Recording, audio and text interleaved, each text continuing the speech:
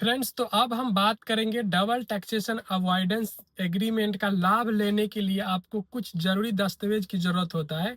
Double taxation avoidance करने के लिए आपको कुछ डॉक्यूमेंट्स लेना होगा, जिसको बेनिफिशियरी को आप पे करेंगे, जिसको भी आप पेमेंट करेंगे उससे कुछ डॉक्यूमेंट्स लेना होगा। उसके बेस पे आप उसका डीटीए के अंदर कवर होगा तो उसका टैक्स आप डिडक्ट नहीं करेंगे।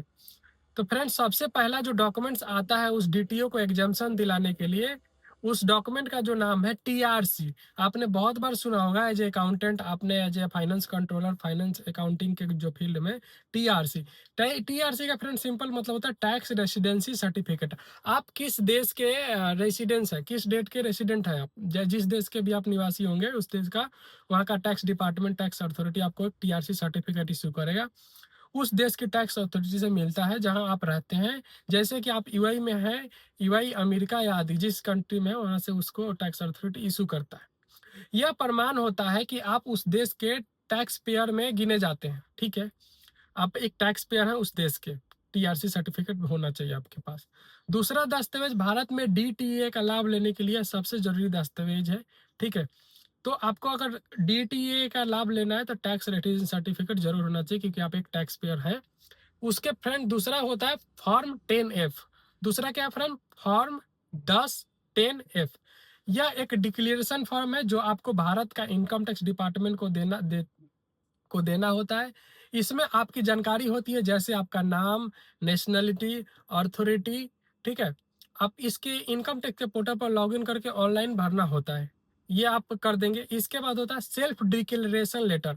सेल्फ डिक्लेरेशन लेटर फ्रेंड्स क्या होता है? स्वयं को घोषणा पत्र करते हैं कि आप यह घोषित करते हैं कि आप डीटीएए के अनुसार पात्र हैं, अपने विदेश में टैक्स दिया है।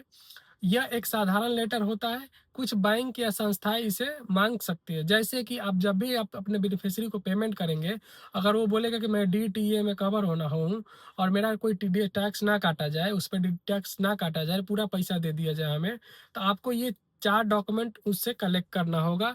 देखिए, जनरली 3 ही होता है। सबसे पहला क्या है? टीआरसी सर्टिफिकेट, दूसरा है फॉर्म 10F, और तीसरा है सेल्फ डिक्लेरेशन लेटर।